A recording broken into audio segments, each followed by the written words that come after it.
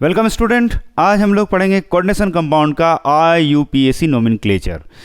Ligand के बारे में हम लोग पहले पढ़ चुके हैं, मेरे वीडियो दिया गया है, डिस्क्रिप्शन में आपको मिल जाएगा लिगेंड के बारे में वीडियो, अच्छी तरह से जानकारी है उसमें लिगेंड के बारे में। आज हम लोग IUPAC नोमेनक्लेचर पढ़ने जा रहे हैं कोऑर्डिनेशन कंपाउंड का। चलिए शुरू करते हैं।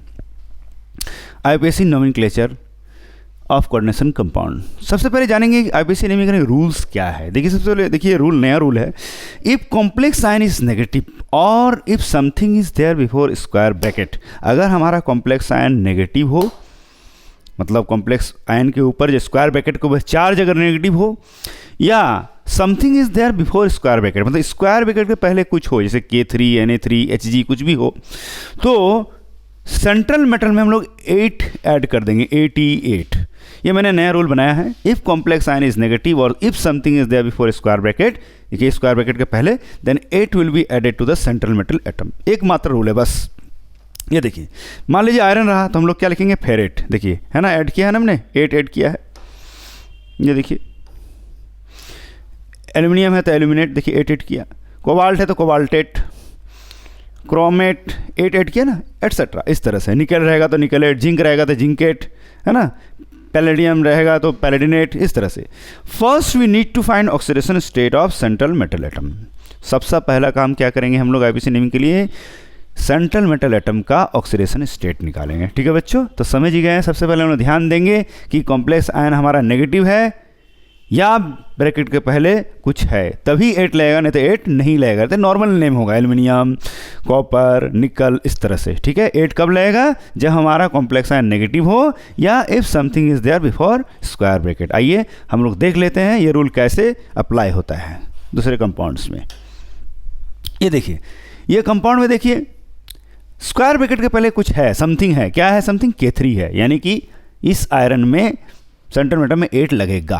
फिर देखिए कॉम्प्लेक्स आयन क्या है, नेगेटिव है, पॉजिटिव तो नहीं है। तो दोनों ही केस में हम लोग सेंट्रल मेटल जिसमें निकल और आयरन में 8 लगाएंगे।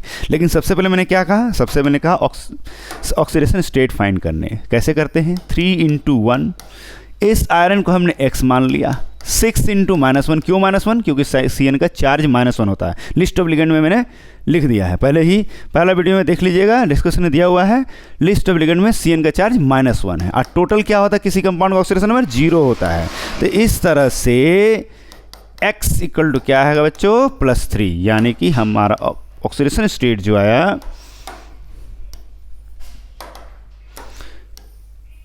देयरफॉर लिखेंगे ऑक्सीडेशन स्टेट ऑफ Fe जो कि सेंट्रल एटम है इज इक्वल टू +3। ये तो ऑक्सीडेशन स्टेट है बच्चों। अगर एग्जाम में पूछा जाए कि यहाँ सेंट्रल एटम का कोऑर्डिनेशन नंबर क्या है, वो अलग क्वेश्चन है। कोऑर्डिनेशन नंबर क्या होता है, the number of neighbouring sphere या number of surrounding sphere around the central sphere is called coordination number. तो देखिए यहाँ पर सेंट्रल स्पेयर कौन है, आयरन है, और उस आयरन को 6 साइनाइड घेर कर रखा है। तो 6 साइनाइड जो है वो सराउंडिंग स्पेयर है।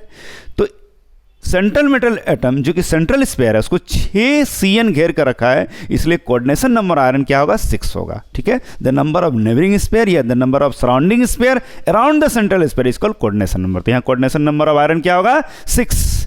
अलग से पूछ सकता है, इसमें तो नहीं मेंशन करना है, मैं बता दिया कि आयरन का ऑक्सीडेशन नंबर तो +3 आया है इस मेथड से, लेकिन आयरन का कोऑर्डिनेशन नंबर क्या होगा, 6, क्योंकि there are 6 ligands around central metal atom iron. ठीक है बच्चों, ये ध्यान रखिएगा। अलग से अगर क्वेश्चन पूछा जाए तो आप जवाब दीजिएगा। अब इसका नेमिंग कैसे करेंगे, सबसे पहले पोटेशियम लिखेंगे। याद रहे यहाँ 3 रहे, 2 रहे, 1, लिखना हमें पोटेशियम ही है। ठीक है, गलती से डाई या ट्राई पोटेशियम मत लिख दीजिएगा। ठीक है, उसके बाद पहले इसका नाम हो गया, अब उसके बाद लिगेंड का नामकरण करेंगे। कितने लिगेंड है, 6 है, तो 6 को क्या बोलेंगे, हेक्सा सायनिडो। क्यों सायनिडो, Cn का नाम सायनिडो है।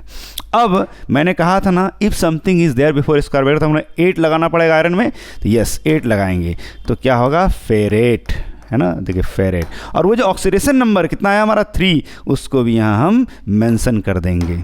ठीक है, ऑक्सीडेशन नंबर उसको रोमन नंबर में हम लोग देखिए क्लास 3 लिखते थे ना, उस तरह हम लोग मेंशन कर देंगे। ये हमारा आईपीसी नेमिंग कंप्लीट हुआ। तो देख लिया बच्चों, सबसे पहले हम लोग क्या किए, जो था पहले उसे लिख दिया हमने, फिर लिगेंड को और सेंट्रल मेटल को सबसे लास्ट में लिखेंगे और एंडिंग किसे करेंगे, ऑक्सीडेशन स्टेट को बिठाकर। देखिए ये ऑक्सीडेशन स्टेट जो निकला +3 उसको हम लोग यहाँ लास्ट में लिख दिए। अब देखिए ब्रैकेट के बाद तो कुछ नहीं है, तो यहाँ भी हम लोग कुछ नहीं लिखेंगे, अगर रहा तो लिखेंगे।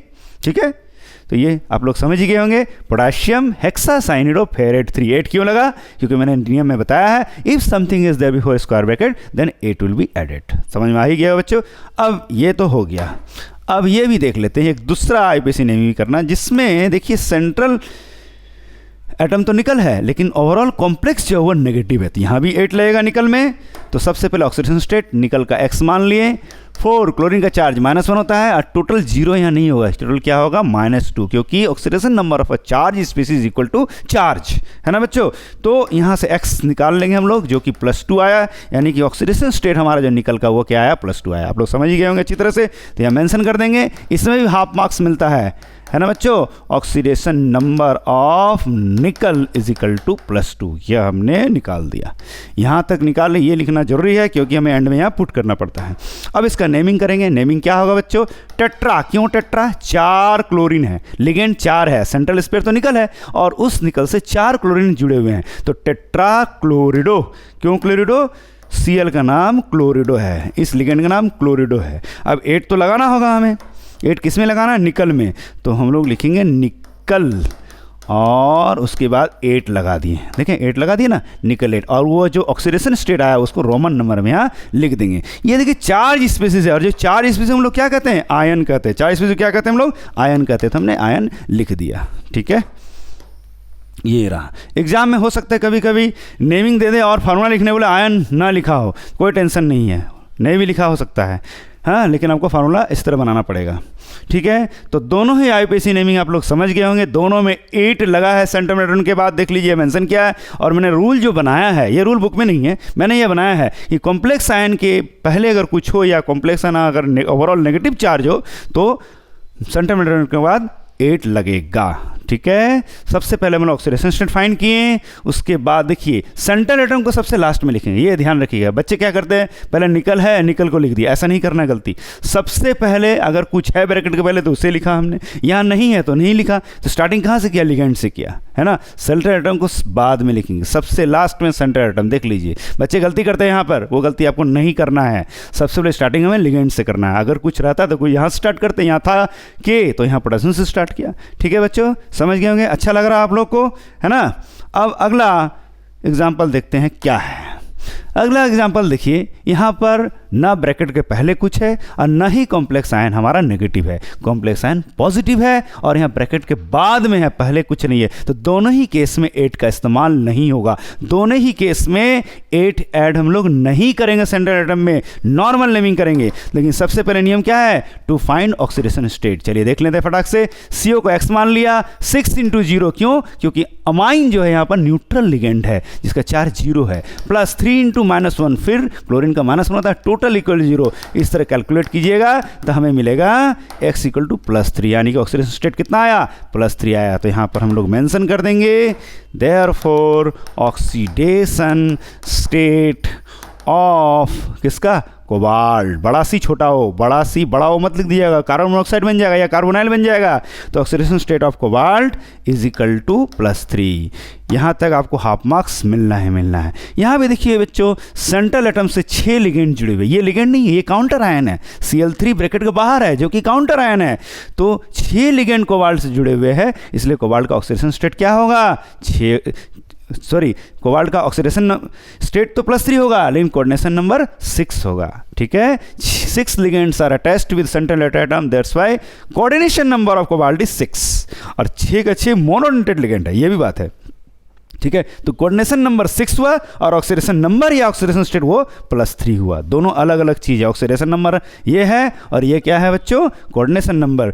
मतलब 6 लिगेंड कोबाल्ट से जुड़े हुए हैं, इसलिए कोऑर्डिनेशन नंबर ऑफ कोबाल्ट क्या होगा, 6 होगा। ठीक है बच्चों, अब इसका नेमिंग कर लेते हैं। नेमिंग क्या होगा, स्टार्ट कहाँ से करेंगे, लिगेंड से, यहाँ से नहीं। कितने लिगेंड है, 6, तो हेक्सा।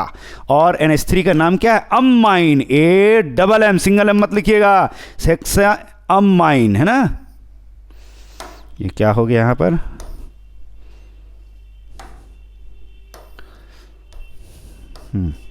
तो टेक्निकल फॉल्ट आ गया था शायद। हाँ, क्या नाम होगा बच्चों, हेक्साअमाइन, है ना, AMMINE, हेक्साअमाइन। और कोबाल्ट, ये देखिए लिगेंड का नाम लिख दिया। अब हम लोग लिखेंगे कोबाल्ट, जो कि सेंट्रल मेटल एटम है। और यहाँ 8 तो नहीं लगेगा, क्यों नहीं लगेगा, क्योंकि ब्रैकेट के पहले कुछ नहीं है। अब ऑक्सीडेशन नंबर क्या है, 3।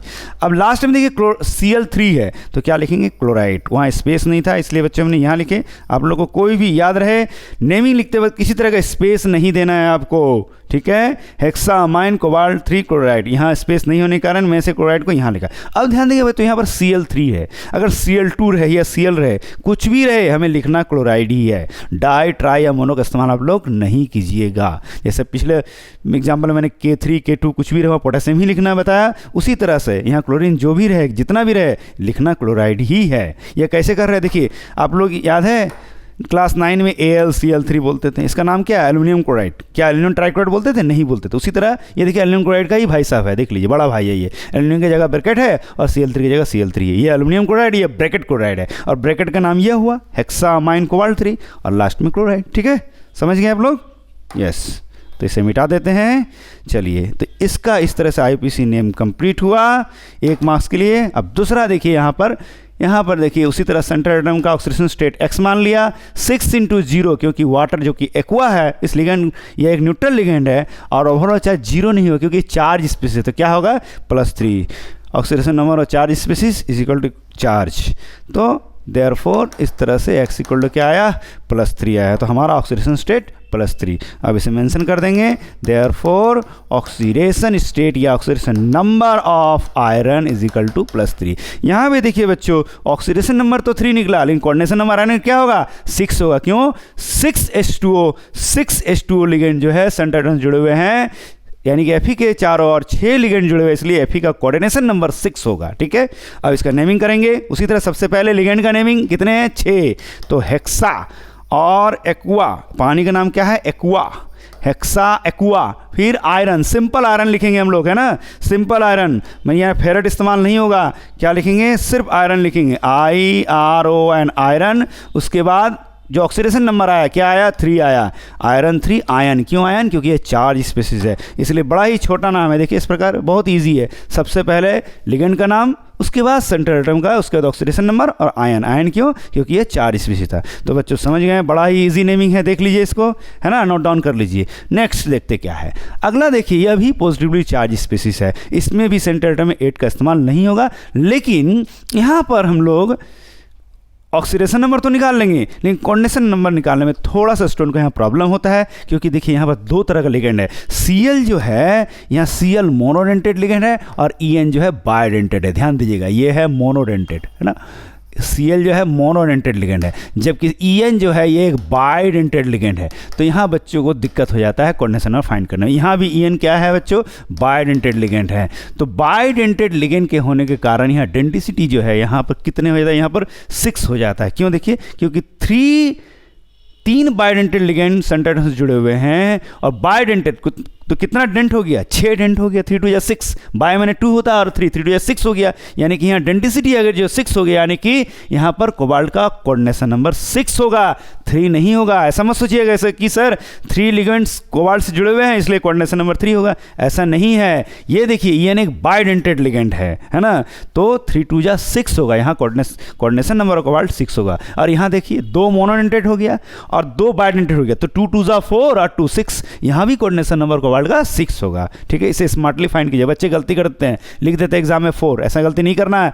यहाँ कोऑर्डिनेशन नंबर कोबाल्ट 6 है, क्यों, 2 क्लोरीन के लिए और 2 2 4 En के लिए।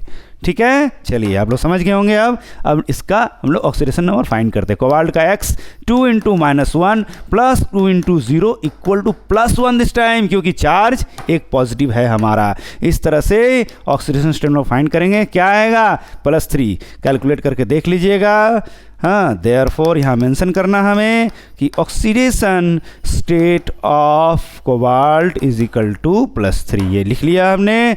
अब इसका नेमिंग क्या होगा बच्चे बताइए? इसका नेमिंग इस प्रकार, सबसे पहले लिगेंड का नेम। अब लिगेंड यहाँ दो तरह का है, एक Cl भी है EN भी है, तो हम लोग अल्फ़ाबेटिकल ऑर्डर फॉलो करेंगे। Cl C से शुरू होता है, EN E से शुरू होता है, तो पहले तो C आता है ABCD में, तो हम लोग पहले C से शुरू करेंगे। तो नाम क्या होगा बच्चों? डाइक्लोरिडो, क्योंकि क्लोरीन का नाम क्लोरिडो है। फिर EN, अब देखिए यहाँ थोड़ा समस्या है। EN क्या है? किसी का फुल फॉर्म का शॉर्ट फॉर्म है। ये कहने का मतलब है किसी का शॉर्ट फॉर्म है ना। ये एक ऑर्गेनिक कंपाउंड है EN, इसका फुल फॉर्म क्या होता है? Ethane 1,2 diamine. मैंने पिछले वीडियो में ये बताया था EN का फुल फॉर्म। और EN क्या है? EN एक बाइडेंटेड न्यूट्रल लिगेंड है, याद रखिए। EN क्या है? एक बाइडेंटेड न्यूट्रल लिगेंड है ना। और तो यहाँ पर 2 की जगह हम लोग डाई के शब्द का इस्तेमाल नहीं करेंगे, 2 की जगह हम लोग 20 का इस्तेमाल करेंगे, BIS। अगर 3 रहता तो ट्रिस लिखते, TRIS। 4 रहता तो टेट्राकोस, 5 रहता तो पेंटाकोस, इस तरह से। हालांकि 4 और 5 आपके एग्जाम में नहीं आएंगे, 2 और 3 ही सिलेबस में है। तो 2 है तो हम किस शब्द का इस्तेमाल करेंगे? 20 मैंने डाई, ठीक है। अब EN का हम लोग यहाँ फुल फॉर्म लिखेंगे, वो क्या होता है बच्चों? इथेन, देखिए इथेन 1,2, इसको हटा देते हैं, डायअमाइन। यहाँ सिंगल M होगा, डबल M नहीं होगा, ठीक है। यह तो हमने फुल फॉर्म लिख दिया। अब किसकी बारी? अब यहाँ स्पेस ने, अब यहाँ लिखते हैं हम इसे, ठीक है। तो डाइक्लोरिडो 20 इथेन 1,2 डायअमाइन। उसके बाद हम यहाँ कंटिन्यू करते हैं, यहाँ लिखना तो ऐसे चाहिए था हमें, ठीक है। हम लोग कंटिन्यू यहाँ करते हैं। तो अब लिगेंड का नाम शेष हो गया, डाइक्लोरिडो 20 इथेन 1,2 डायअमाइन लिख दिया। अब किसकी बारी? सेंट्रल एटम की बारी। वो कौन है? कोबाल्ट है। तो हम लोग लिखेंगे कोबाल्ट, सिंपल कोबाल्ट। 8 तो लगेगा नहीं यहाँ पर, क्योंकि कॉम्प्लेक्स आयन हमारा पॉजिटिव है। अब ऑक्सीडेशन नंबर क्या आया है? +3, उसे भी हम लोग यहाँ बिठा देंगे, ऑक्सीडेशन नंबर 3 हो गया। तो डाइक्लोरिडो 20 इथेन 1,2 डायमाइन, कोबाल्ट 3, और 4 स्पेस होने के कारण इसका नाम क्या हो गया? आयन। इस प्रकार बड़ा ही लंबा नेमिंग हो गया है ना बच्चों, लेकिन ये एक बहुत इंपॉर्टेंट है, एग्जाम में आता ही आता है ये। डाइक्लोरिडो 20 इथेन 1,2 डायमाइन, कोबाल्ट 3 आयन। डाइक्लोरिडो क्यों? क्योंकि 2 क्लोरीन है। 20 क्यों? क्योंकि ये शॉर्ट फॉर्म है, इसलिए 20, 2 की जगह 20 लगा। EN का फुल फॉर्म इथेन 1,2 डायमाइन। कभी कभी इथाइलिन डायमाइन भी कहते हैं इसे, कोई दिक्कत नहीं, लिख सकते हैं आप लोग, वो एक कॉमन नेम है, ये एक IPC नेम है। कोबाल्ट 3 आयन, ठीक है बच्चों। चलिए, आशा करते आप समझ गए होंगे। अब दूसरा एग्जाम्पल देखते हैं क्या है। यहीं पर ये मौजूद है, छोटा सा है, एक ही तरह का लिगेंड है इसमें, जो कि बाइडेंटेड लिगेंड है। 3 bidentate ligand central atom cobalt से जुड़े हुए हैं। तो कोऑर्डिनेशन नंबर तो कोबाल्ट 6 होगा। अब ऑक्सीडेशन नंबर निकाल के देख लेते क्या है। लेट कर लेते हैं इसे x 3 × 0। क्यों 0 भाई? क्योंकि क्योंकि EN एक न्यूट्रल लिगेंड है, मैंने बताया था ना, EN एक न्यूट्रल है तो कोई चार्ज होगा नहीं, इसलिए 3 × 0 और इक्वल टू क्या होगा? +3।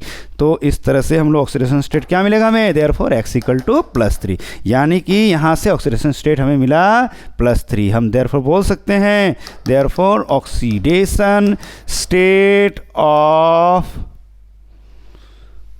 Cobalt is equal to +3। यहाँ तक अगर भी लिख छोड़ देते हैं, हाफ मार्क्स पे मिल जाएगा आपको। अब इसका नेमिंग क्या होगा बच्चों, थोड़ा बता दीजिए। सबसे पहले हम लोग लिगेंड का नेमिंग करें। फिर से देखिए समस्या आ गया, EN किसी का शॉर्ट फॉर्म है और 3 है, तो किसी का इस्तेमाल करेंगे? ट्रीस शब्द का इस्तेमाल करेंगे। यहाँ 20 शब्द का इस्तेमाल नहीं करेंगे। तो क्या बन गया बच्चों इसका नाम? ट्रीस। क्यों ट्रीस? क्योंकि 3 है। अब EN का फुल फॉर्म लिख देंगे। वो क्या होता है? EN का फुल फॉर्म होता है इथेन 1,2 डायमाइन, है ना। अभी हमने पढ़ा इसे, ethane 1,2 diamine, single M, double M नहीं होता है, ठीक है। अच्छा, ये तो लिख दिया मैंने। अब लिगेंड का नाम हो गया। अब सेंट्रल एटम जो कि कोबाल्ट है, तो कोबाल्ट ऑक्सीडेशन स्टेट क्या आया है? 3। चार्ज है, बिल्कुल चार्ज है, तो आयन शब्द का इस्तेमाल करेंगे। इस तरह से बच्चों आप लोग समझ गए होंगे। इसका भी नाम बड़ा ही आसान लगा होगा। यह एक होमोलेप्टिक कॉम्प्लेक्स है। क्यों होमोलेप्टिक? एक ही तरह का लिगेंड है। जब एक ही तरह का लिगेंड मौजूद होते हैं तो उसको होमोलेप्टिक कहते हैं। और जब 2 तरह का लिगेंड मौजूद होते हैं, देखिए 2 तरह का लिगेंड है, Cl भी है, EN भी है, तो यह एक हेटेरोलेप्टिक कॉम्प्लेक्स है। एग्जाम में क्वेश्चन आएगा, what do you mean by homoleptic and heteroleptic complex? तो आराम से बोलिएगा, लिखिएगा, the complex coordination complex having more than one kind of ligand are called heteroleptic complex, the coordination complex having only one kind of ligand are called या is called homoleptic complex. Homo means same और hetero means different. सही है, चलिए तो दोनों का name समझ गए होंगे, 8 का इस्तेमाल नहीं हुआ है। चलिए अगला एग्जांपल देखिए, ये है एक डबल कॉम्प्लेक्स, और ऐसा कॉम्प्लेक्स जो है इसका नेमिंग हम लोग कुछ अलग करेंगे। क्या अलग करेंगे?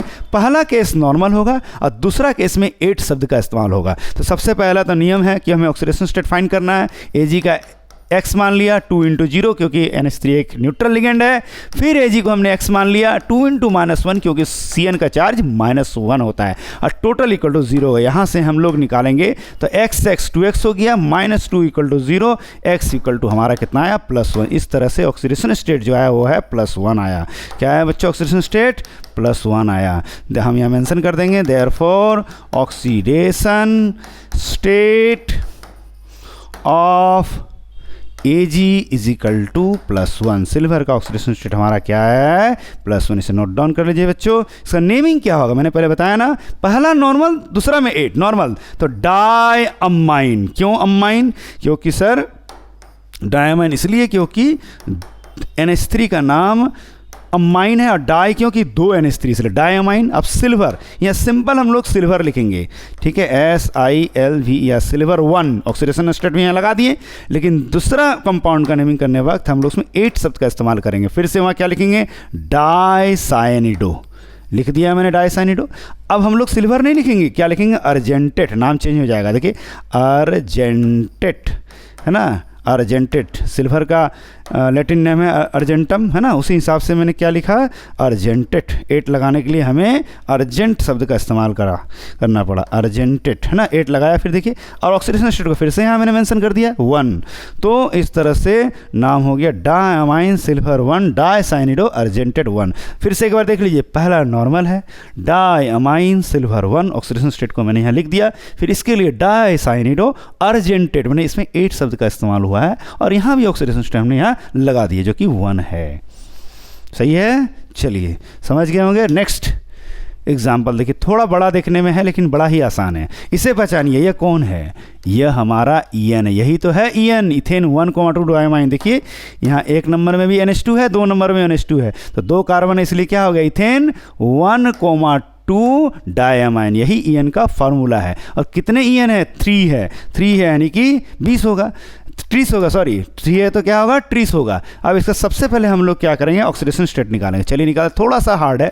x इसका मान लिया हमने, और यह होगा 3 × 0 क्योंकि EN एक न्यूट्रल लिगेंड है, न्यूट्रल बाइडेंटेड लिगेंड है। और टोटल जो है × 2 करेंगे। क्यों × 2? ये जो 2 के लिए। अब प्लस सल्फेट है, सल्फेट का चार्ज क्या होता है बच्चों? -2 होता है ना, टोटल 0 हो गया। अब चलिए इसको कैलकुलेट करके देख लेते हैं क्या आंसर आता है।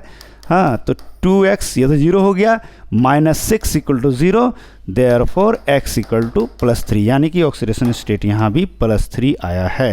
अब इसका देयरफॉर यहाँ मेंशन कर देते हैं, oxidation number of cobalt is equal to +3। समझ ही गए होंगे। देखते हैं अधिकतर ऑक्सीडेशन स्टेट +2 या +3 ही आ रहा है। अब नेमिंग किस प्रकार करेंगे? देखिए ट्रीज, क्यों ट्रीज? क्योंकि 3 है। सबसे पहले हमें लिगेंड का नेमिंग करना पड़ता है ना, तो ट्रीज लिखा मैंने क्योंकि 3 रहने के कारण।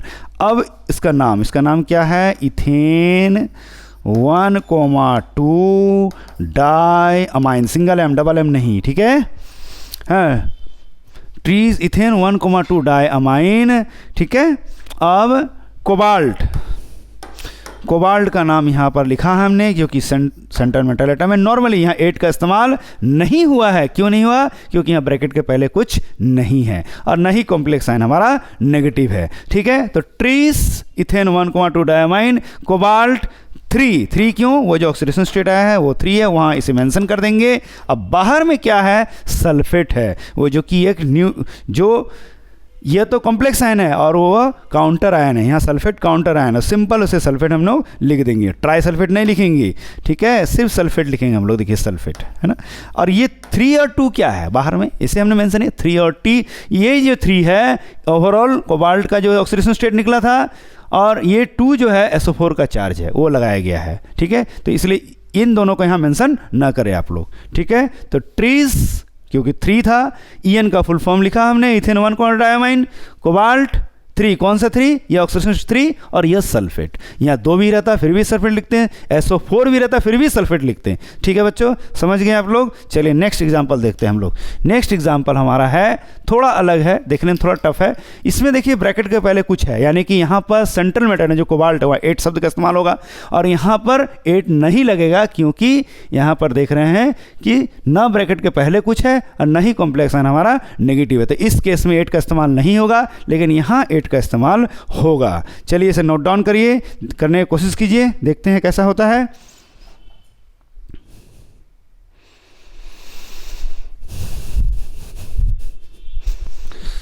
चलिए तो यहाँ पर 8 का इस्तेमाल होना तय है, तो क्या करेंगे बच्चों, यह मरकरी है और जिसका ऑक्सीजन स्टेट यहाँ +1, यानी कि मर्क्यूरस पार्टी है, Hg+1, इसको हमने x ले लिए। 4 × -1, क्यों, SCN का चार्ज -1 होता है, टोटल क्या होगा 0। इस प्रकार हमारा x क्या आएगा, कैलकुलेट करके देख लीजिएगा, +3 आएगा। क्या आएगा बच्चों, +3। Therefore oxidation state of cobalt जो कि सेंट्रल एटम है वो क्या है, 3। अब बच्चों यहाँ पर हमको कोऑर्डिनेशन नंबर बताइए, ऑक्सीडेशन नंबर तो 3 निकला, कोऑर्डिनेशन नंबर क्या होगा, कोऑर्डिनेशन नंबर यहाँ 4 होगा, क्योंकि 4 लिगेंड, 4 मोनोडेंटेड लिगेंड, SCN एक मोनोडेंटेड लिगेंड है, सेंट्रल एटम से जुड़े हुए हैं, इसलिए यहाँ कोऑर्डिनेशन नंबर ऑफ कोबाल्ट 4 होगा और ऑक्सीडेशन नंबर 3 होगा। यहाँ पर कोऑर्डिनेशन नंबर 6 नहीं होगा क्योंकि यहाँ सिर्फ 4 लिगेंड जुड़े हुए सेंट्रल एटम से, 6 नहीं है इस बार, है ना, यह तो काउंटर आयन है, ठीक है। तो यहाँ कोबाल्ट का कोऑर्डिनेशन नंबर 4 होगा, ठीक है। I hope you have understood, समझ गए हैं आप लोग अच्छी तरह से। चलिए सबसे पहले Hg का नाम क्या होता है, मरकरी, और जिसका ऑक्सीडेशन स्टेट क्या है 1, यहाँ हमने लिया था ना 1, वो 1 मरकरी 1, ठीक है। उसके बाद बच्चों यहाँ देखिए ध्यान से, यहाँ पर अब किसका नाम करेंगे, लिगेंड का। मैंने बताया था ना सेंट्रल एटम सबसे लास्ट में रहेगा, सेंट्रल एटम का नंबर सबसे लास्ट में आएगा। अब लिगेंड कितने, 4 को क्या कहते हैं बच्चों हम लोग, टेट्रा, ठीक है। और SCN जो कि एक एम्बीडेंटल लिगेंड है, उसका क्या नाम है, थायोसाइनेटो। क्या नाम है बच्चों, थायोसाइनेटो।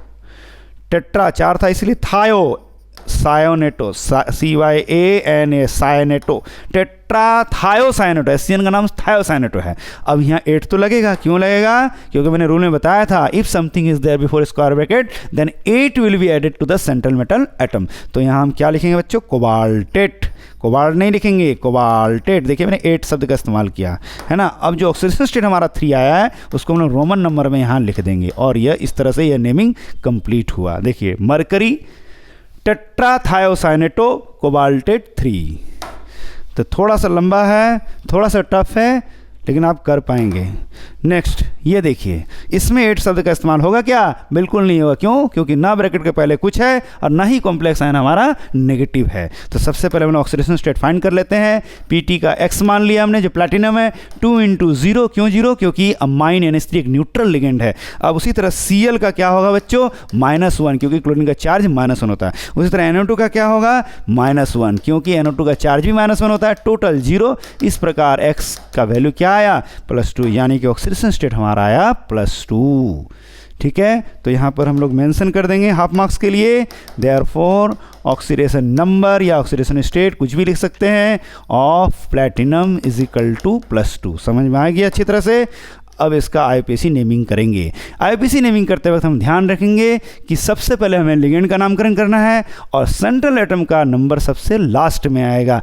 अब यहाँ देख रहे हैं कि 3 तरह का लिगेंड है, एक अमाइन भी है, क्लोरिडो भी है, एक नाइट्रेटो। इसे हम लोग अल्फ़ाबेटिकल ऑर्डर में सजाएंगे। तो सबसे पहले अमाइन जो कि A से शुरू होता है, क्लोरिडो जो कि C से शुरू होता है, नाइट्रेटो N से शुरू होता है। सबसे पहले ABCD में A आता है, फिर C आता है, फिर N आता है। और कितने लिगेंड जुड़े हुए हैं, 4 लिगेंड जुड़े हुए, 2 अमाइन, एक क्लोरिडो और एक नाइट्रेटो। 4 ligand central metal atom platinum से जुड़े हुए हैं, इसलिए यहाँ Pt का कोऑर्डिनेशन नंबर कितना होगा बच्चों, 4 होगा। Since 4 ligands are attached to the central metal atom, that's why coordination number platinum is 4, coordination number 4। लेकिन ऑक्सीडेशन स्टेट कितना आया, +2, दोनों अलग अलग चीज़ है। तो इसका नामकरण कर देते हैं। क्या नाम होगा बच्चों, सबसे पहले डाई अमाइन, डाई क्यों, और अमाइन डबल M का इस्तेमाल होगा NH3 में, इस लिगेंड का नाम ही इस तरह से है। अब क्लोरिडो, CHLORIDO, क्लोरिडो है ना, डाई अमाइन क्लोरिडो। अब ये तो लिख लिया, अब लेकिन NO2 का नाम क्या है, NO2 का नाम है नाइट्रेटो, Na2 का नाम क्या है, नाइट्रिटो, और यहाँ कनेक्शन N से हुआ है, ये एक एम्बिडेंटेड लिगेंड है, तो लिखेंगे नाइट्रिटो N। अब किसकी बारी, लिगेंड का नामकरण तो हम लोग कर दिए। अब आया सेंट्रल मेटल को, सबसे लास्ट में सेंट्रल है जो प्लैटिनम, 8 तो लगेगा नहीं, सिंपल प्लैटिनम लिखेंगे, प्लैटिनम। ठीक है, अब ऑक्सीडेशन स्टेट कितना है बच्चों, ऑक्सीडेशन स्टेट आया है हमारा 2, उससे भी हम लोग यहाँ मेंशन कर देंगे। चार्ज कुछ है क्या, नहीं, चार्ज नहीं है तो छोड़ देंगे हम लोग। ठीक है, और इस तरह से यह आईपीसी नेमिंग कंप्लीट हुआ। ध्यान से देखिए, डायमाइन क्लोरिडो नाइट्रिटो N प्लैटिनम 2, 8 का इस्तेमाल नहीं हुआ क्योंकि ना ही सम ब्रैकेट के पहले कुछ है और ना कॉम्प्लेक्स साइन हमारा नेगेटिव है, इसलिए 8 शब्द का इस्तेमाल हमने नहीं किया। इस तरह से आप लोग यह भी नेमिंग समझ गए होंगे बिल्कुल अच्छी तरह से, एग्जाम में आराम से कर पाएंगे इसे। अगला एग्जाम्पल देखते क्या है। अगला एग्जाम्पल देखिए, इसमें भी 2 तरह का लिगेंड है, ये एक मोनोडेंटेड लिगेंड है और CO3 जो है 2- इसका चार्ज -2 होता है ना। देखिए, तो यहाँ सबसे पहले ऑक्सीजन स्टेट निकाल लें, x 5 × 0, क्योंकि यह इसमें NH3 क्या है, न्यूट्रल लिगेंड, इसलिए 0 होगा। और CO3 का चार्ज क्या होता है, -2 होता है ना, CO3 पर 2-, ध्यान है ना आपको पता, देखिए CO3 2-, कार्बोनेट आयन इस तरह से लिखते हैं ना, इसीलिए -2। अब क्लोरीन का क्या होता है बच्चों, -1, टोटल क्या हो गया 0। इस प्रकार x का वैल्यू क्या आएगा, +3, यानी कि हमारा ऑक्सीडेशन स्टेट आया +3। इस तरह से यहाँ मेंशन करेंगे हम लोग, therefore oxidation state of cobalt = +3। Oxidation state हमारा कितना आया, 3 आया है ना। अब इसे हम लोग नेमिंग करना शुरू करते हैं। देखिए 8 शब्द का इस्तेमाल हमें तो नहीं करना है क्योंकि ब्रैकेट के पहले कुछ नहीं है, ब्रैकेट के बाद है, ब्रैकेट के बाद रहने से 8 का इस्तेमाल नहीं होता है। तो सबसे पहले लिगेंड का नामकरण करेंगे। लिगेंड कौन है, अमाइन और कार्बोनेटो है, 2 है तरह का है। तो सबसे पहले पेंटा, पेंटा क्यों, 5 है इसलिए, और अमाइन जो कि NH3 का नाम है, AMMIN, ये हो गया पेंटा अमाइन। अब CO3 का नाम क्या है, कार्बोनेटो, क्या नाम है बच्चों, कार्बोनेटो। ये लिगेंड CO3 कार्बोनेट होता है जनरल, लेकिन लिगेंड के हिसाब से इसका नाम कार्बोनेटो है। हो गया, ये दोनों लिख दिया मैंने। अब किसकी बारी, सेंट्रल एटम की बारी। तो इसे हटाते हैं और यहाँ लिखते हैं कौन है सेंट्रल एटम, कोबाल्ट, कोबाल्ट लिख दिया मैंने, 8 तो लगेगा नहीं। अच्छा, ऑक्सीडेशन स्टेट क्या है, 3। अब देखते हैं ब्रैकेट के बाद भी कुछ है, क्या है, Cl है, तो क्लोराइड लिखेंगे हम लोग, है ना। ये ठीक देखिए एक सॉल्ट की तरह है, जैसे हम लोग देखिए शुरू से पढ़ते हैं NaCl। NaCl क्या कहलाता है, मान लीजिए हम NaCl लिखे, इसका नाम क्या है, सोडियम क्लोराइड बोलते हैं ना। तो इसी तरह ये ब्रैकेट क्लोराइड, देखिए सोडियम की जगह ब्रैकेट है और Cl मतलब क्लोराइड, ब्रैकेट का नाम यहाँ से यहाँ तक हुआ और लास्ट में क्लोराइड बोल दिया। सोडियम क्लोराइड, ब्रैकेट का नाम यहाँ तक हुआ, ब्रैकेट क्लोराइड। ठीक है, समझ गए, बड़ा सिंपल है, इसको देखिएगा तो इस तरह से नाम क्या हुआ, पेंटामाइन कार्बोनेटो जो कि CO3 का नाम है, ठीक है, कोबाल्ट जो कि सेंट्रल एटम है, 3 जो ऑक्सीडेशन स्टेट निकला, क्लोराइड। ठीक है, इजी है ना, चलिए इजी ही लग रहा होगा आप लोगों को। नेक्स्ट क्या है देख लेते हैं। नेक्स्ट जो है देखिए, इसमें ऑक्सीडेशन स्टेट 0 आ रहा है, देखिए कैसे, Na का X मान लिया, CO एक न्यूट्रल लिगेंड है जिसका नाम कार्बोनाइल है, तो 4 × क्या होगा, 0 होगा, टोटल = 0 होता है, X = क्या है हमारा 0 आया। तो देखिए पहला ऐसा एग्जाम्पल हमने देखा जिसमें सेंट्रल एटम का ऑक्सीडेशन स्टेट 0 आ रहा है, तो नाम क्या होगा बच्चों, टेट्रा लिख दिया क्योंकि 4 है। अब CO का नाम क्या है, CO का नाम कार्बोनाइल है, एक न्यूट्रल लिगेंड है, न्यूट्रल मोनोडेंटेड लिगेंड है, ठीक है, टेट्रा कार्बोनाइल। अब निकल, यहाँ 8 तो लगेगा नहीं है ना, निकल 0, क्या लिख देंगे हम लोग, 0, क्योंकि ऑक्सीडेशन स्टेट 0 है, वो अभी हम लोग यहाँ मेंशन कर देंगे। ये भी एग्जाम में खूब आता है, बच्चे अक्सर गलती करते हैं, कंफ्यूज होते हैं, क्या करना है समझ में नहीं आता। C भी बड़ा है, O भी बड़ा है, ये कोबाल्ट नहीं है, CO है, कार्बोनाइल ग्रुप है, तो टेट्रा 4 होने के कारण कार्बोनाइल निकल 0। ठीक है बच्चों, इस एग्जाम में आप लोग कर लीजिएगा अगर आता है तो। नेक्स्ट अगला एग्जाम्पल जो है वो है, अब हम लोग फार्मूला से नेमिंग तो कर लिए, अब नेमिंग दिया हुआ हमें फार्मूला में बनाना है। ये आसान नहीं है, नहीं कोई बुक में इसका अलग से नियम दिया गया है। चलिए देखते हैं, हम बताने की कोशिश करते हैं आपको। क्या है, हेक्सा अमाइन, सबसे पहले देखेंगे हेक्सा 6, अमाइन का चार्ज क्या होता है, 0 लिख लिए। अब ये जो ऑक्सीडेशन स्टेट 3 है उसको भी हम लोग यहाँ मेंशन करेंगे। अब सल्फेट, सल्फेट तो यानी कि समझ में आ रहा है कि ये सल्फेट ब्रैकेट के बाद है, स्क्वायर ब्रैकेट के बाद है, लेकिन कितने सल्फेट ये हमें मालूम नहीं है, तो हम लोग यहाँ करेंगे सल्फेट को यहाँ x मान लेंगे। मान लिया कि number of sulphate ion x है, यहाँ x ऑक्सीडेशन स्टेट नहीं निकाल रहे हम लोग, यहाँ x क्या है, नंबर ऑफ सल्फेट आयन है। ठीक है, तो इस तरह से देखेंगे x = आया 3, इससे समझ में आ रहा है therefore number of sulphate ion SO4 2- ion is कितने, है ना। 3 यहाँ पर सल्फेट आयन है, ये हमें पता चल गया कि ब्रैकेट के बाहर 3 सल्फेट आयन मौजूद है। तो इसका कैसे फार्मूला कंस्ट्रक्ट, सबसे पहले हम लोग सेंट्रल एटम खोजेंगे, ब्रैकेट लिखेंगे और सेंट्रल एटम कौन है बच्चों, देखिए ध्यान से, कोबाल्ट है, तो कोबाल्ट को यहाँ प्लेस कर दिया हमने। अब लिगेंड को लिखेंगे, लिगेंड कौन है, हेक्सामाइन, अमाइन है, और कितने 6 है, तो होल 6 कर दिया मैंने।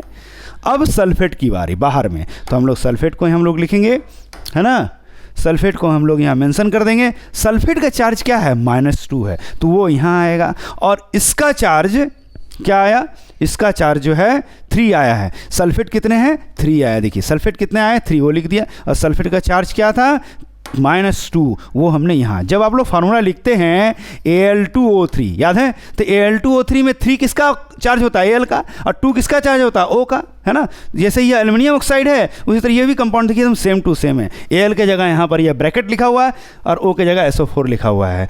तो सबसे पहले मैंने सेंट्रल एटम का नाम लिखा जो कि CO है, हेक्सामाइन लिख दिया हमने, SO4 मैंने लिख दिया। अब SO4 कितने थे, 3, तो होल 3 कर दिया हमने। लेकिन अब SO4 का चार्ज क्या है, -2, उस चार्ज को मैंने इसमें लिखा। ठीक इस तरह जैसे 9 में आप लोग करते थे। ठीक है बच्चों, आई होप ये समझ गए। ये बड़ा ही टफ है, एग्जाम में ये क्वेश्चन आता है, बच्चे अक्सर नहीं कर पाते हैं, तो आप लोग कर पाएंगे इसे। ये 2 जो है इस सल्फेट का चार्ज है, भूलिएगा मत, का बच्चे अक्सर देखते हैं ये 2 भूल जाते लिखना, वो गलत है। ठीक है, चार्ज का ट्रांसफ़र हो रहा है। इस यहाँ पर SO4 कितने हैं, 3, वो तो हमने निकाल लिया था पहले ही। अब SO4 का चार्ज कितना, -2, वो इस पे आ जाएगा, है ना, इसी की तरह। ठीक है, याद है, आप लोग देखिए करते थे, एल्युमिनियम ऑक्साइड का फॉर्मूला लिखता है, यहाँ +3 करते थे, यहाँ -2 क्रॉस करते थे कि नहीं, देखिए तो उसी तरह हमने किया। हाँ, इसका कितना आया, 3 उधर चला गया, ये देखिए। और SO4 का चार्ज क्या है, -2, इधर आ गया उसी तरह, है ना, सेम टू सेम है। चलिए अब देखिए पेंटाअमाइन नाइट्रेटो O कोबाल्ट 3। ठीक है, तो पेंटाअमाइन, पेंटा मतलब हो गया 5 × 0। ठीक है, अब नाइट्रेटो का चार्ज क्या होता है, -1 होता है। नाइट्रेटो मतलब नाइट्रेटो क्या होता है, ONO- होता है, इसका चार्ज ही -1 है। अब ये ऑक्सीडेशन स्टेट कितना है, +3 है। लेकिन यहाँ पर देख रहे हैं कि ना 8 का इस्तेमाल हुआ है, 8 का इस्तेमाल तो नहीं हुआ, यानी कि कॉम्प्लेक्स आयन नेगेटिव नहीं है, और ब्रैकेट के बाहर भी कुछ नहीं है, यानी कि ये कॉम्प्लेक्स आयन या तो पॉजिटिव होगा या तो कुछ भी नहीं होगा, तो हमें कुछ निकालना नहीं है। तो यहाँ पर देख रहे हैं ऐसा करने से ओवरऑल चार्ज जो है यहाँ पर गेन हो रहा है, वो क्या, +2 हो रहा है। देखिए ध्यान से, 0 -1 + 3 में -1 का 2, यानी कि इससे समझ में आ रहा है कि कॉम्प्लेक्स आयन के ऊपर, मतलब कॉम्प्लेक्स के ऊपर +2 चार्ज है। तो हम लोग कर लेंगे, है ना, समझ में आ गया होगा बच्चों। फिर ये ध्यान दीजिए आप लोग। तो सबसे पहले सेंट्रल एटम वो क्या है, कोबाल्ट, CO लिख दिया मैंने। अब ये क्या है, पेंटाअमाइन, यानी कि NH3 है 5। उसके बाद किसकी बारी, नाइट्रेटो O क्या था, ONO लिख दिया हमने। और कॉम्प्लेक्स के बाद 2+ चार्ज है, ये जो निकाला था उसी को मैंने यहाँ लिख दिया। आप लोग समझ गए होंगे। इस तरह से ये फार्मूला कंप्लीट हुआ। अगला एग्जाम्पल देखिए, डाइक्लोरिडो 20 इथेन 1,2 डायमंड प्लेटिनम 4 नाइट्रेट। यहाँ भी देखिए ब्रैकेट के बाद है नाइट्रेट, लेकिन कितने नाइट्रेट है वो हमें पता नहीं है। तो क्या करेंगे, सबसे पहले देखिए डाइक्लोरिडो 2 × -1 हो गया। 20 में क्या होता है, 2, और ये जो इथेन 1,2 डायमंड, ये तो एक न्यूट्रल बाइडेंटेड लिगेंड है, चार्ज क्या हो गया, 0 हो गया। अब प्लेटिनम का ऑक्सीडेशन स्टेट क्या है, 4, वो भी हम लोग यहाँ मेंशन कर देते हैं, ये रहा 4। और नाइट्रेट नहीं मालूम है, हम मान लिया कि let number of nitrate ion X है, तो 0। यहाँ हम लोग क्या निकाल रहे हैं, ऑक्सीडेशन स्टेट नहीं निकाल रहे हैं, नंबर ऑफ नाइट्रेट आयन निकाल रहे हैं, उसके लिए ऐसा कर रहे हैं। तो क्या हो गया, -2 + 4 + x = 0। इस प्रकार से x का वैल्यू क्या आया, -2 आया। x का वैल्यू कितना है बच्चों, -2, यानी कि यहाँ पर नाइट्रेट आयन 2 है। Therefore number of nitrate ion जो होते हैं वो है 2। यहाँ से हमें पता लगा। जब पता लग ही गया है तो हम लोग इसका IPC नेमिंग करेंगे, इसका फार्मूला कंसिडर करेंगे। सबसे पहले फार्मूला कंसिडर क्या ध्यान रखते हैं, सेंट्रल एटम को ढूंढना। सेंट्रल एटम कौन है बच्चों, ध्यान दीजिए, प्लेटिनम है, वहाँ सबसे पहले लिख देंगे। उसके बाद लिगेंड कोड है क्लोरिडो, कितने हैं, 2, तो PTCl2। उसके बाद किसकी बारी है, उसके बाद हमारा इथेन 1,2 जिसका शॉर्ट क्या होता है, EN, और 20 मतलब 2 है ना, 20 का मतलब 2 था। अब कुछ है क्या, नहीं, इसको तो हमने यहाँ लिख दिया है। अब ये ब्रैकेट कंप्लीट हुआ। इसके बाद नाइट्रेट कितने हैं, 2 है। ये नाइट्रेट का फार्मूला क्या होता है बच्चों, NO3 होता है। NO3 कितने NO3, 2 NO3। और इस NO3 का चार्ज क्या होता है, -1 होता है। तो -1 मतलब 1 लिखिए, मत लिखिए, कोई बात नहीं, अभी हम 1 लिख भी देते हैं, कोई फ़र्क नहीं पड़ता है, क्योंकि एनीथिंग 1 जा दैट ओनली, है ना, 5 1 जा 5, 6 1 जा 6, तो वही होता है। इसलिए 1 लिखिए ना लिखिए कोई फ़र्क नहीं पड़ता है। लेकिन पिछला एग्जाम्पल में फ़र्क पड़ रहा था, है ना। देखिए पिछला एग्जाम्पल जो हमने लिखा था वहाँ फ़र्क पड़ रहा था, लेकिन यहाँ फ़र्क नहीं पड़े क्योंकि वो 2 था। तो इस तरह से यह फार्मूला कंस्ट्रक्ट हुआ PtCl2En2NO3 आशा करते आप समझ गए होंगे अच्छी तरह से। अगला एग्जाम्पल देखिए, थोड़ा सा लंबा है, एनसीईआरटी में दिया हुआ है या इन टेक्स्ट में है। देखिए बहुत सारा लिगेंड है यहाँ पर, अमाइन है, ब्रोमिडो है, क्लोरिडो है, नाइट्रेटो एन है, 4 तरह का लिगेंड है। और प्लेटिनेट से 8 शब्द का इस्तेमाल भी हुआ है, 8 शब्द का इस्तेमाल हुआ। यहाँ से याद आया हमें कि जरूर ब्रैकेट के पहले कुछ होगा, या तो कॉम्प्लेक्स आयन नेगेटिव होगा, लेकिन ब्रैकेट के पहले तो यहाँ कुछ नहीं है, पोटेशियम सोडियम कुछ तो नहीं लिखा हुआ, यानी कि अब तो यह कंफर्म हुआ कि कॉम्प्लेक्स आयन हमारा नेगेटिव है। तो चलिए देख लेते हैं कैसे होगा। अमाइन चार्ज 0 होता है, ब्रोमिडो का चार्ज -1 होता है, क्लोरिडो का चार्ज -1 होता है, नाइट्रेटो एन का भी चार्ज -1 होता है, और ऑक्सीडेशन स्टेट क्या है +2। ठीक है, ओवरऑल क्या होगा -3 + 2 यानी कि निकला -1। इससे ये समझ में आ रहा है कि इसमें ओवरऑल कॉम्प्लेक्स चार्ज -1 है, कॉम्प्लेक्स में -1 चार्ज है। तो सबसे पहले हम लोग किसे ढूंढेंगे, सेंट्रल एटम जो कि प्लैटिनम है, Pt लिख दिया। अब लिगेंड कौन है, NH3 अमाइन को कहते हैं। फिर कौन है, ब्रोमिडो जो कि Br है। फिर कौन है, क्लोरिडो जो कि Cl है। फिर नाइट्रेटो N यानी कि NO2 है ना। अब तो नहीं है, तो हम लोग ब्रैकेट क्लोज करेंगे, और क्लोज करने के बाद एक माइनस चार्ज हम लोग लगा देंगे, ये जो आया यही माइनस चार्ज यहाँ लगा दिया। ठीक है बच्चों, देखिए कॉम्प्लेक्स आयन हमारा एक नेगेटिव चार्ज है। समझ गए होंगे इस तरह से। बुक में कोई सेपरेट रूल इस तरह से नहीं दिया हुआ, मैंने अपने बताने की कोशिश किया है ताकि आप इजी तरह से समझ सके, है ना। चलिए अब अगला एग्जाम्पल क्या है देखते हैं। अगला एग्जाम्पल है आयरन 3 हेक्सासाइनिडोफेरेट 2। ये क्वेश्चन बहुत ही टफ है, 3 साल पहले ये बोर्ड में भी आया था। ठीक है, बोर्ड में ये 3रा नंबर क्वेश्चन था 1 मार्क्स के लिए, बड़ा टफ क्वेश्चन है ये। देखिए यहाँ पर 8 शब्द का इस्तेमाल हुआ है, देख पा रहे हैं, यानी कि जरूर ब्रैकेट के पहले कुछ है, या तो कॉम्प्लेक्स आयन नेगेटिव है। देखने की कोशिश करते हैं, हाँ ब्रैकेट के पहले कुछ है, वो क्या है, आयरन खुद है। फेरेट मतलब आयरन, और आयरन ये जो है ये काउंटर आयन के रूप में है। यहाँ पर एक आयरन जो है कि सेंट्रल एटम के रूप में है, और यहाँ एक आयरन क्या है, काउंटर आयन के रूप में है, जो कि ब्रैकेट से पहले है। तो लेकिन हमें पता ही नहीं है कि कितने आयरन है, तो हम लोग इसे x मान लेंगे। मान लिया कि ब्रैकेट के पहले x आयरन है, Fe जो है, और वो जो Fe है उसका ऑक्सीडेशन स्टेट कितना है, +3, मतलब फेरिक आयन है ना। कितने हैं नहीं पता हमें। अब हेक्सा माने 6 होता है, साइनिडो का चार्ज -1 होता है कि नहीं बोले बच्चों, हेक्सा माने 6 हुआ है ना। अब ऑक्सीडेशन स्टेट कितना आया, ऑक्सीडेशन स्टेट हमारा कितना आया, +2। टोटल हम लोग 0 मान लिए। सॉल्व करने से पता चला x = 4। इससे समझ में आया कि therefore number of Fe3+ ion, ferric ion, देखिए चार्ज 3 दिखा हुआ है, इसलिए हम Fe आयन कितने हैं, 4 है। अब पता चल गया हमें कि ब्रैकेट के बाहर जो है समथिंग है, वो क्या है, आयरन ही है। कितने हैं, 4 हैं। तो हम लोग फार्मूला कैसे करेंगे, पहले उसे लिखना ही पड़ेगा हमें। ये देखिए Fe4 लिख दिया हमने, लिख दिया ना। अब सेंट्रल एटम ढूंढेंगे, क्या है, खुद आयरन ही सेंट्रल एटम के रूप में मौजूद है, तो आयरन हम लोग लिख दिए ना। अब लिगेंड कौन सा है, साइनिडो, कितने 6, हेक्सा साइनिडो लिखा था, हो गया। अब देखिए यहाँ तो Fe4 लिख दिए, लेकिन इस Fe का ऑक्सीडेशन स्टेट कितना था, चार्ज क्या 3, वो कहाँ जाएगा, यहाँ जाएगा। ठीक है, ये देखिए फार्मूला लिखते वक्त ऐसा ध्यान रखते हैं ना हम लोग ना। इसका कितना आया, टोटल का कितना आया, 4, टोटल का 4 आया जो कि काउंटर आयन में लग गया, और काउंटर आयन का कितना 3 जो कि कॉम्प्लेक्स आयन में लग गया, है ना। चार्ज का ट्रांसफर हुआ, ये ध्यान रखिएगा। बच्चा अक्सर ये गलती करते हैं, 3 या 4 लिखना भूल जाते हैं, ऐसा करने से मार्क्स नहीं मिलेगा हमें। अब 4 और 3 दोनों लिखना होगा। ठीक है, चलिए तो फिर से एक बार देख लीजिए, 3 कहाँ से आया, इस Fe का चार्ज था, है ना, जो कि यहाँ गया है। ठीक है, और ये 4 कहाँ आया, नंबर ऑफ आयरन Fe3+ वो 4 निकला, उसे हमने पहले से ही लिख रखा है। ठीक है, इसे ध्यान रखिएगा। नेक्स्ट है tetraammine diaqua cobalt 3 chloride. यहाँ देखिए क्लोराइड बाद में, लेकिन कितने हैं हमें नहीं मालूम है, तो हम लोग मान लेंगे उसे x, है ना। तो टेट्रा मतलब क्या होता है, 4, टेट्रा माने हो गया 4। अमाइन मतलब क्या हो गया, 0, 4 × 0, क्योंकि अमाइन जो है न्यूट्रल लिगेंड है। फिर डाई एक्वा भी क्या है, न्यूट्रल लिगेंड है ना। तो डाई के लिए 2 और एक्वा के लिए 0।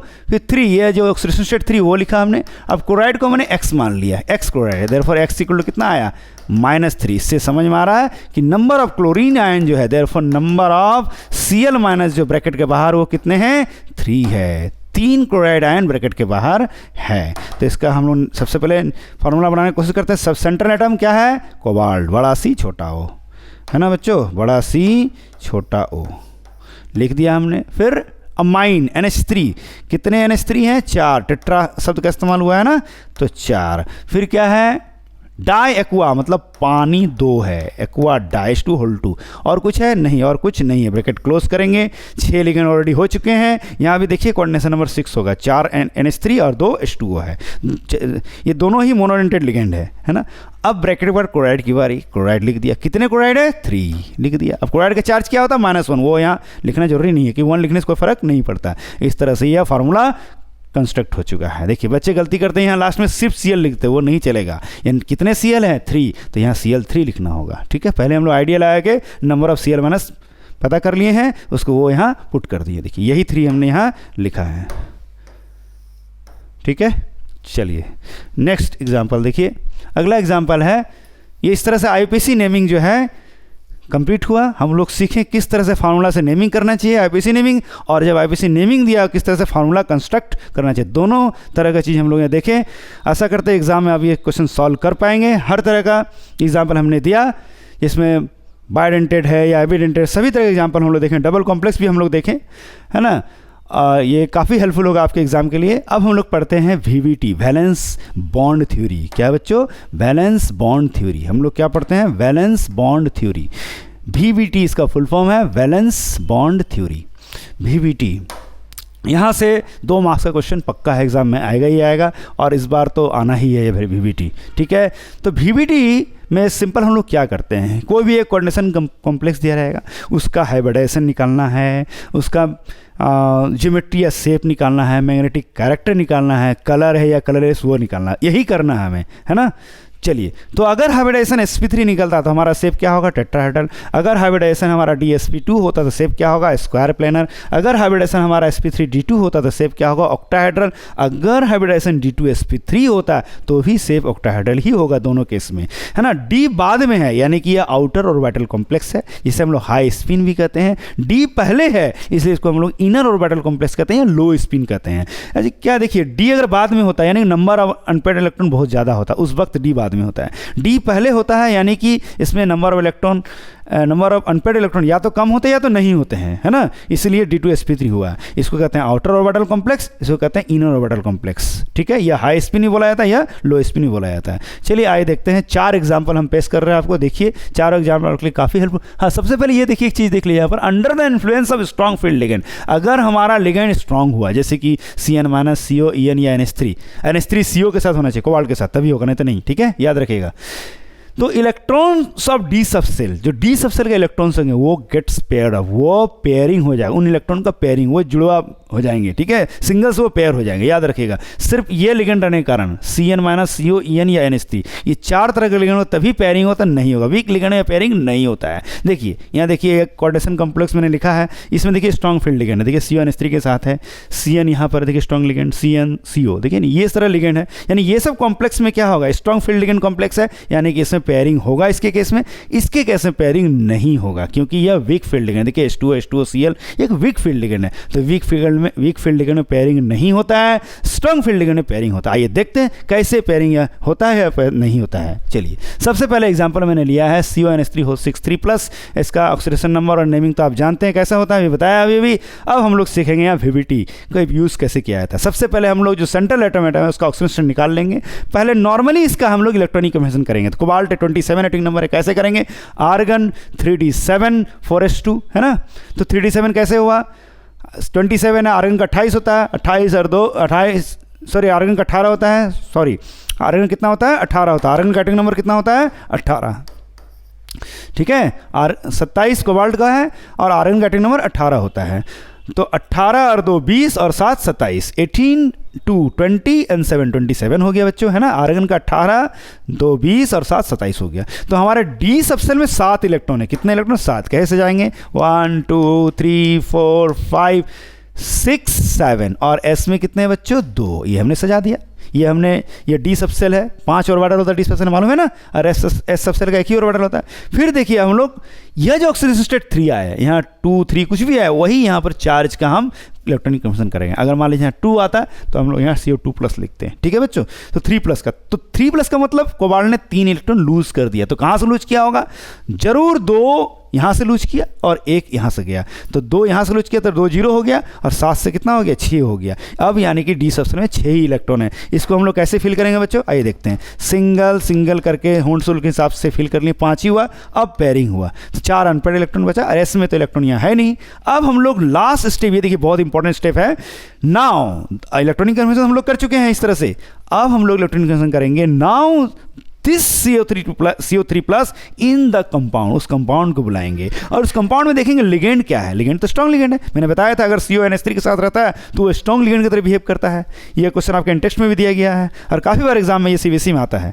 ठीक है, तो यहाँ भी इलेक्ट्रॉनिक कन्वर्जन क्या होगा, सेम होगा, है ना। लेकिन यहाँ एक्स्ट्रा क्या करेंगे हम लोग, यहाँ एक्स्ट्रा 4p सबसेल भी हम लोग डिज़ाइन करेंगे। अब तक नहीं किए थे लेकिन अब 4p करें। क्यों करेंगे सर, क्योंकि हम लोग ये जो 6 लिगेंड है उस लिगेंड के इलेक्ट्रॉन को भी यहाँ भरना होगा। ठीक है, अब तक हम लोग क्या करते थे, डी ऑर्बिटल इलेक्ट्रॉन को भरते थे, लेकिन अब लिगेंड के इलेक्ट्रॉन को भी भरना है, इसलिए हम लोग अलग से p सबसेल का डिज़ाइन किया है, बुलाया। देखिए तो यहाँ क्या होगा, यहाँ पर ये देखिए, अब ये चीज़ एक देखिए, यहाँ पर लिगेंड यहाँ स्ट्रॉन्ग है और मैंने क्या बताया था, अगर लिगेंड स्ट्रॉन्ग होगा तो इलेक्ट्रॉन का पेयरिंग होगा। तो यानी कि ये जो इलेक्ट्रॉन है सिंगल सिंगल, ये सब पेयरिंग हो जाएंगे, ये सब इलेक्ट्रॉन क्या होंगे, पेयरिंग हो जाएंगे। तो पेयरिंग होगा तो क्या होगा बच्चों, अगर इनका पेयरिंग हो जाता है तो हमें 2 ऑर्बिटल हमें खाली मिलेंगे। देखिए किस तरह से, ये 2 तो यहाँ भरे हुए थे इस तरह से, ये भी 2 यहाँ पेयरिंग हो गए, ये भी 2 यहाँ पेयरिंग हो गए। तो पेयरिंग होने से क्या हमें फ़ायदा हुआ, पेयरिंग होने से देखिए 2 ऑर्बिटल मुझे डी सबसेल का खाली मिला।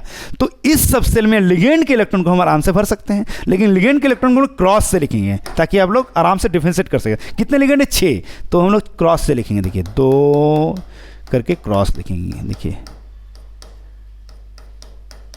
2 करके, है ना। 6 लिगेंड है, 6 NH3 कोबाल्ट से जुड़े हुए हैं तो 6 बॉन्ड से जुड़े होंगे, यानी कि 12 इलेक्ट्रॉन टोटल। तो देखिए 6 ऑर्बिटल की जरूरत है कि एक ऑर्बिटल में 2 ही इलेक्ट्रॉन भर सकते हैं हम लोग। तो लिगेंड के इलेक्ट्रॉन को भरने के लिए जिस ऑर्बिटल का इस्तेमाल हुआ वही हमारा हाइब्रिडाइजेशन होगा। क्या बोला मैंने, लिगेंड के इलेक्ट्रॉन को भरने के लिए जिस ऑर्बिटल का इस्तेमाल हुआ वही हमारा हाइब्रिडाइजेशन होगा। तो कौन कौन सा ऑर्बिटल इस्तेमाल हुआ सर, पहले 2 D का इस्तेमाल हुआ है, देखिए D2, फिर एक S का इस्तेमाल हुआ S, और कितने P का, 3 P का। तो हाइब्रिडाइजेशन क्या हुआ, देखिए अपने आप निकल गया, हमें कुछ नहीं करना पड़ा, हाइब्रिडाइजेशन स्वयं निकल गया। हाइब्रिडाइजेशन क्या हुआ, D2sp3। क्या हुआ हाइब्रिडाइजेशन, D2sp3। देखिए कितना मजेदार टॉपिक है ये, अपने आप हाइब्रिडाइजेशन निकल कर आ गया, है ना। 2 D का इस्तेमाल हुआ, एक S 3 P, तो D2sp3 हाइब्रिडाइजेशन हुआ बच्चों, है ना।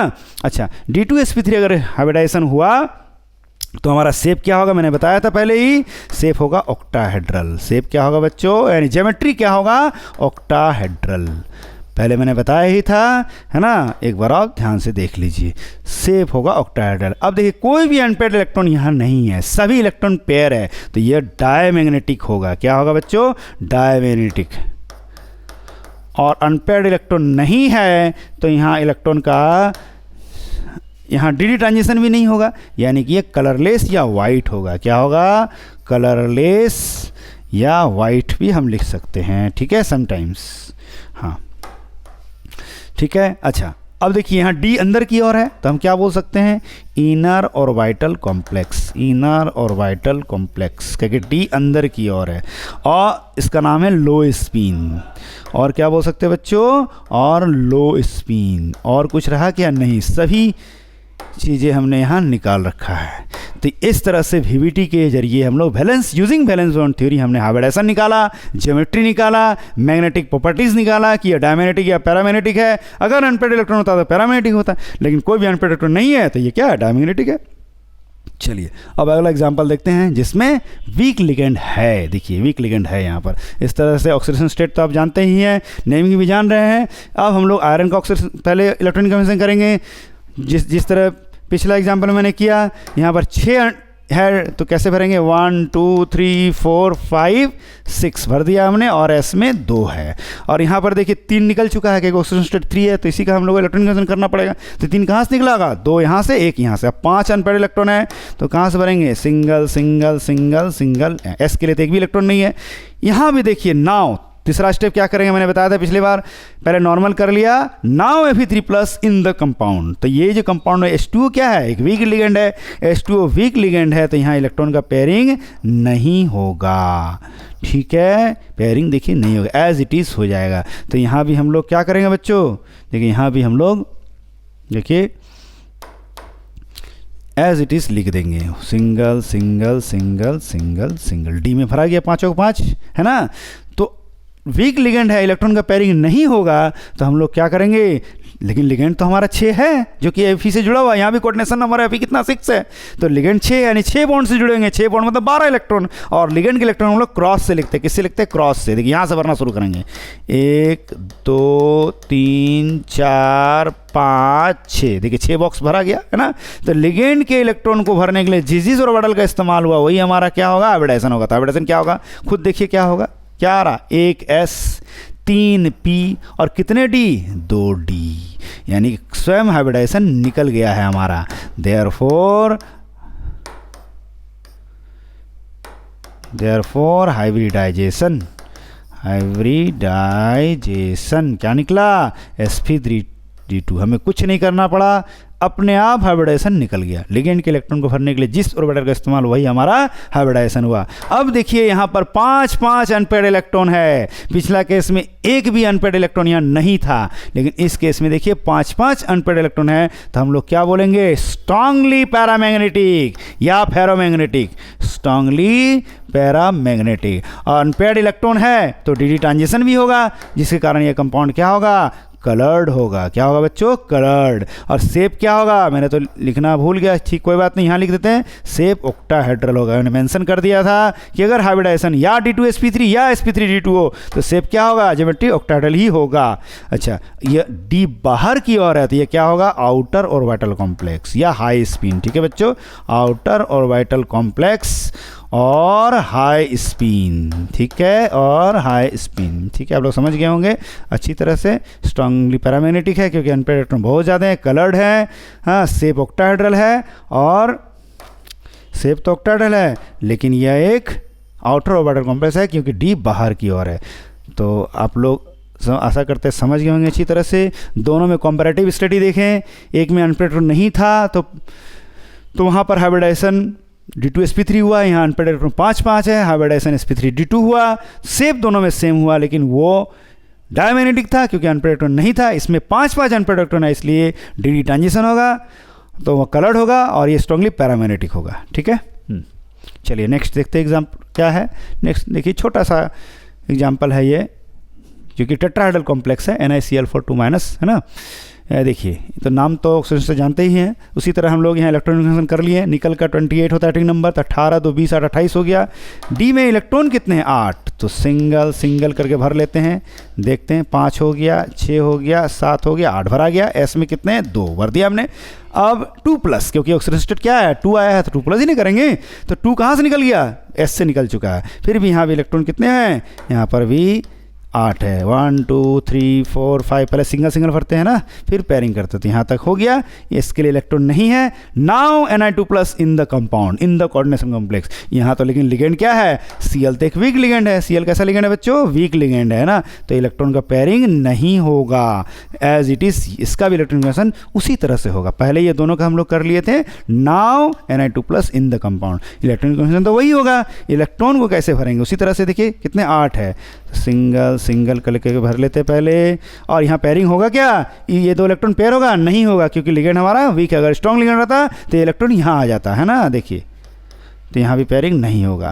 तो पेयरिंग नहीं हुआ यानी कि हमें खाली बॉक्स नहीं मिले, तो हम इलेक्ट्रॉन, लिगेंड कितने हैं, 4 है, तो यहाँ कोऑर्डिनेशन नंबर निकल कितना, 4 है। 4 लिगेंड निकल से जुड़े हुए हैं, तो 4 हमें बॉक्स की जरूरत पड़ेंगे क्योंकि 4 लिगेंड अगर Ni से जुड़े हुए हैं यानी कि 4 बॉन्ड होंगे, मतलब 8 इलेक्ट्रॉन। और लिगेंड के इलेक्ट्रॉन को किससे लिखते हैं, क्रॉस से। यहाँ से भरना शुरू करें, 1 2, देखिए 4 बॉक्स भर गए है ना। तो लिगेंड के इलेक्ट्रॉन को भरने के लिए जिस ऑर्बिटल का इस्तेमाल हो वही हमारा हाइब्रिडाइजेशन होगा। हाइब्रिडाइजेशन क्या होगा बच्चों, 1s 3p, देखिए अपने आप हाइब्रिडाइजेशन आ गया।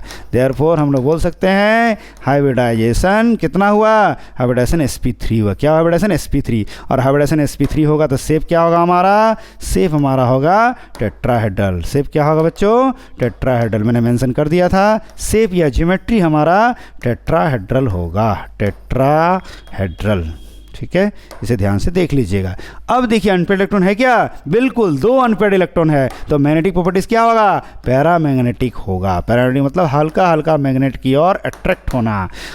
और अनपेड इलेक्ट्रॉन है तो डी ट्रांजिशन होगा। डी ट्रांजिशन होने के कारण ये क्या होगा, हमारा कंपाउंड कलर्ड होगा। ठीक है, तो देखिए इतनी सारी बातें हम लोग वीवीटी के जरिए जान पाए। क्या क्या इन्फॉर्मेशन मिला हमें, हाइब्रिडाइजेशन के बारे में, ज्योमेट्री के बारे में, मैग्नेटिक प्रॉपर्टीज़ के बारे में, और कलर या कलरलेस है वो भी हमें पता चला। यही है वीवीटी। यूजिंग वीवीटी हमने हाइब्रिडेशन निकाला, शेप निकाला, मैग्नेटिक कैरेक्टर निकाला, और कलर या कलरलेस है या कलर वो भी पता लगाया। कलर क्या वो मेंशन करना जरूरी नहीं है। ठीक है, अगर क्वेश्चन आता है दिस कंपाउंड इज कलरलेस, तो ये कलर्ड क्यों है, क्योंकि दिस कंटेन अनपेड इलेक्ट्रॉन, और अगला कलरलेस है यानी कि this contain no unpaired electron. यही रीजन लिखेंगे। इसे बनाने के बाद तो समझ में आ ही जाता है ना। ऐसा भी क्वेश्चन आ सकता है, ये कंपाउंड कलर्ड है तो जरूर उसमें अनपेड इलेक्ट्रॉन को निकाल के देख लेंगे। कलरलेस है जरूर उसमें अनपेड नहीं होगा। चलिए आप समझ गए हैं। अब दूसरा एग्जाम्पल देख लेते हैं। क्या है दूसरा एग्जाम्पल, फटाक से देख लेते हैं हम लोग। वो है, देखिए इस बार हमने जो कॉम्प्लेक्स लिया उसमें स्ट्रॉन्ग फील्ड लिगेंड है CN, यानी कि यहाँ पर इलेक्ट्रॉन का पेयरिंग होगा। सब कुछ तो वैसी उसी तरह होगा, भरना भी वही करना है। यहाँ भी 8 इलेक्ट्रॉन है, उसी तरह भर देंगे जैसा पिछले एग्जाम्पल में भरे हैं। देखिए 8 इलेक्ट्रॉन भर दिए हम लोग। यहाँ भी 4s में 2 इलेक्ट्रॉन भर दिया। यहाँ भी एज इट इज़ हमने कर दिया, देखिए जैसा था। यहाँ पर देखिए Ni2+ का किया उसी तरह से, क्योंकि यहाँ ऑक्सीडेशन स्टेट कितना है 2 आया है, तो 2 का इलेक्ट्रॉन कन्फर्मेशन किए। और निकल का एटॉमिक नंबर कितना होता है 28 होता है ना बच्चों, 28। ठीक है, 28 निकल का एटॉमिक नंबर 28 होता है। निकल का एटॉमिक नंबर 28। हाँ, तो समझ गए हैं। उसी तरह अब लेकिन यहाँ देखिए इस इलेक्ट्रॉन का यहाँ पेयरिंग हो जाएगा। क्यों, क्योंकि हमारा लिगेंड ये स्ट्रॉन्ग है। कैसा लिगेंड है बच्चों, स्ट्रॉन्ग लिगेंड है। तो under the influence of strong ligand electron gets pair up. मैंने मेंशन तो पहले भी किया था, अभी भी हम बता दे रहे हैं। तो पेयर हो जाएगा। ये इलेक्ट्रॉन अगर यहाँ आता है तो क्या होगा देखते हैं। चलिए किस तरह से होगा। ये तो था ही, ये तो था ही, ये तो था, और ये भी पेयर हो गया। ऐसा करने एक बॉक्स हमें खाली मिला। ये बॉक्स किसका है बच्चों, ये 3D का है, ये 4s का है। ये 3D का बॉक्स है, ये 4s का है, ये भी 3D है, ये 4s है, ये भी 3D है, ये 4s है। हमने एक और बॉक्स क्या बनाया, 4p सबसेल भी बनाया, हमने डिज़ाइन बनाया। ठीक है, तो अब इलेक्ट्रॉन को लिगेंड कितने 4 है, 4 लिगेंड है यानी कि 4 बॉन्ड होंगे, यानी कि 8 इलेक्ट्रॉन होंगे। उस लिगेंड को हम लोग यहाँ से भर सकते हैं इजीली। देखिए 4 बॉक्स भर गया। लिगेंड का इलेक्ट्रॉन के यहाँ से यहाँ तक भरे हैं। तो हाइब्रिडेशन क्या होगा देखिए, 1 D 1 S और 2 P, DsP2। तो देयरफॉर हम बोल सकते हैं हाइब्रिडाइजेशन क्या निकला, हाइब्रिडाइजेशन हमारा निकला DsP2। देखिए DsP2 हाइब्रिडाइजेशन निकला है ना। अगर DsP2 हाइब्रिडाइजेशन निकला तो शेप क्या होगा बच्चों, शेप होगा हमारा स्क्वायर प्लेनर। शेप क्या होगा, स्क्वायर प्लेनर। शेप क्या होगा बच्चों, स्क्वायर प्लेनर। और कोई भी अनपेड इलेक्ट्रॉन है नहीं, यहाँ पर लास्ट में कोई भी अनपेड इलेक्ट्रॉन नहीं है, तो ये होगा डायमैग्नेटिक। क्या होगा, डायमैग्नेटिक। ठीक है, डायमैग्नेटिक होगा। और कलरलेस होगा। क्या होगा, कलरलेस, क्योंकि डी ट्रांजिशन तो नहीं होगा है। क्यों नहीं होगा, क्योंकि यहाँ कोई भी अनपेड इलेक्ट्रॉन नहीं है, तो ये होगा कलरलेस, या वाइट ही बोल सकते हैं, कलरलेस लिख लिए। ठीक है बच्चों, इस तरह से 4 इन्फॉर्मेशन हमें वीवीटी के जरिए मिल चुका है हमें। देखिए यही हमें एग्जाम में लिखना है। क्वेश्चन आएगा using VBT find hybridisation in that, इस तरह से फाइंड कर लीजिएगा। अब देखिए अंतिम एग्जाम्पल है CFT। CFT क्या है, क्रिस्टल फील्ड थ्योरी। वो क्या होता है, the splitting of d orbital under octahedral crystal field into 2 sets. The splitting of d orbital under octahedral crystal field into 2 set. वो सेट क्या है, एक है T2G, इसको लोअर एनर्जी लेवल कहते हैं, और दूसरा है EG, इसको कहते हैं हायर एनर्जी लेवल।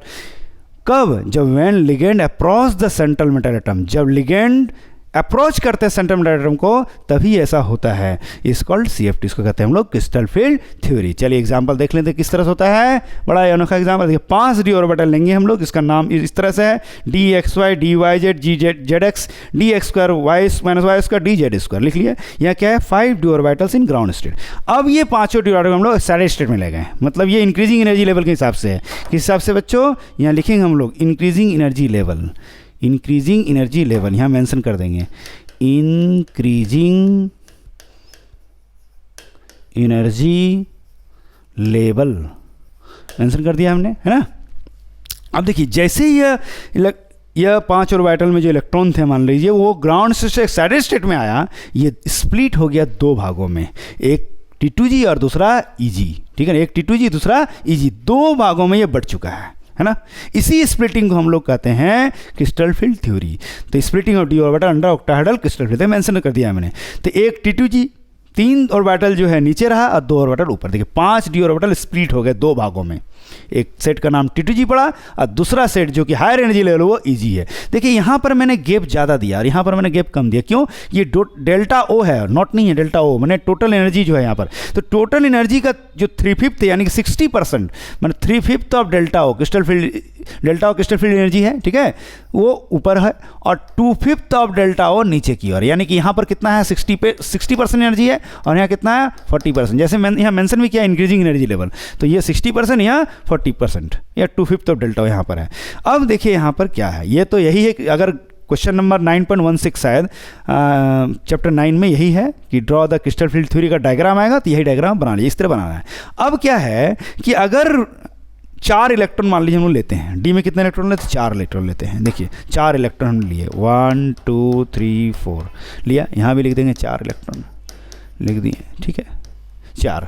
तो अगर वीक फील्ड लिगेंड लेते हैं तो 4 इलेक्ट्रॉन में से 3 यहाँ रहेगा, चौथा इलेक्ट्रॉन EG में चला जाएगा, ठीक। In case of weak field ligand 4th electron goes in EG orbital. तो इलेक्ट्रॉनिक कन्फर्मेशन हमारा क्या होगा? देखिए तो D4 का क्या होगा? देखिए तो इस तरह से T2G में 3 इलेक्ट्रॉन और EG में 1 इलेक्ट्रॉन। कब? In case of weak field ligand, मैंने मेंशन कर दिया है, in case of weak field ligand, weak field ligand, weak field ligand. तो अगर लिगेंड हमारा वीक हो तो इलेक्ट्रॉनिक कन्फर्मेशन हमारा यही होगा, 3 इलेक्ट्रॉन T2G में रहेंगे और 1 इलेक्ट्रॉन EG में रहेंगे। अब अगर लिगेंड हमारा स्ट्रांग होता है तो 4th इलेक्ट्रॉन ऊपर नहीं जाएगा, नीचे ही पेयरिंग हो जाएगा। तो in case of strong field ligand क्या होगा? In case of strong ligand, strong ligand क्या होगा? Electronic configuration EC of D4 क्या होगा बच्चों?